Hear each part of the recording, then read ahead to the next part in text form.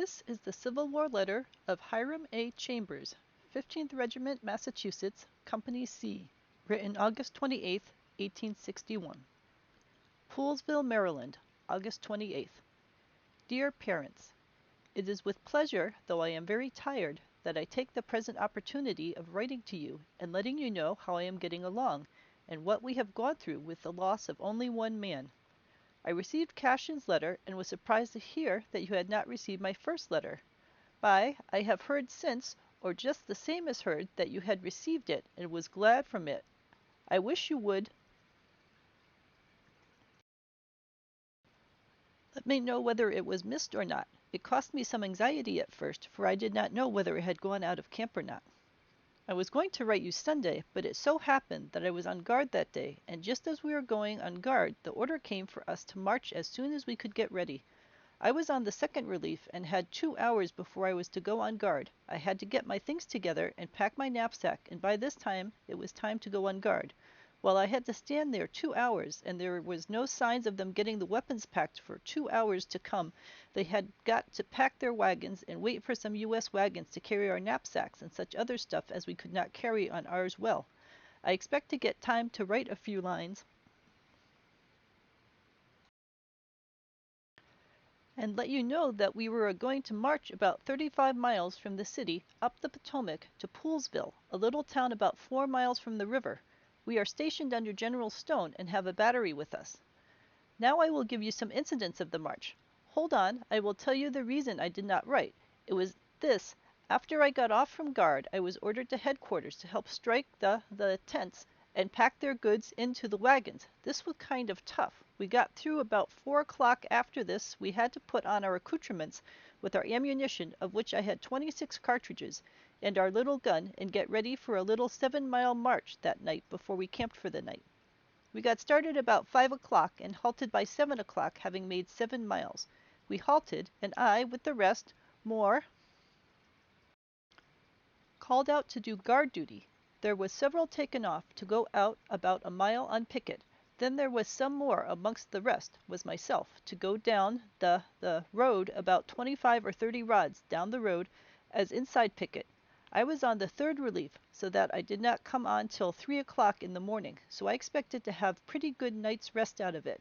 I had not laid down more than 20 minutes when the horses which were near me begun to kick, and one of them got loose, and I and one of the teamsters caught it and tied it on the other side of the road, and laid down again with the expectations of resting well. I got to sleep and slept about an hour when the corporal came round and waked me up and wanted to know if I was not on the second relief. I told him no. I had just got into a drowse when he waked me again. He did this 3 or 4 times. At last he found them all, and I was as glad of it, for now I knew that I should get some more sleep, which I needed very much indeed. I dropped to sleep and slept till 3:30. We went on and stayed till 5 without any disturbance but once. This was by a young fellow who came along from the inside the line and wanted to go home very much indeed. We wanted to know where he had been. He said he had been a-sparking to a house down the road in a little ways. We told him that our orders were very strict indeed, and we could not let him off without the officers of the day would pass him. He went back to get a pass from the officers. I did not know whether he was lucky enough to find the officer or not, for I did not get up till after 7. I was pretty well rested. We got ready for the day's march. We started this day. We made over 20 miles, stopping at sundown. This was a first-rate march, having made over 27 miles inside of 24 hours. This being more than a forced march, sometimes at the rate of over 4 miles an hour. We halted on a splendid campground in the most splendid grove I have ever seen since I started. We had a good cup of coffee and some hard bread, and got our blankets and went to bed and had a good night's rest. Got up at 4 or 5, put our blankets up and had our breakfast, and started on the last end of the march. We got to our present destination about 11:30 or 12 o'clock, pitched our tents, got our stoves, and in a little while we had a good cup of coffee and felt pretty well. We laid down till supper time. I got some change from Lieutenant Fuller and got over the line to the store and got half a dozen eggs, some syrup, and a pie. and divided the whole between Charlie and myself. We always do this. We are just like two brothers. We had a splendid supper. 2 cups of coffee, 3 eggs, half a pie, any quantity of hard bread and syrup. I tell you, it was splendid. We are now stationed about 4 miles from Edwards Ferry and 10 miles from Leesburg, the headquarters of the Confederate Army of the Potomac. We have got a pretty good campground, and are under Brigadier General Stone, and he is just first rate. General, he has given our quartermaster a blowing up already, because he fed us poorly, and we have began to live better already.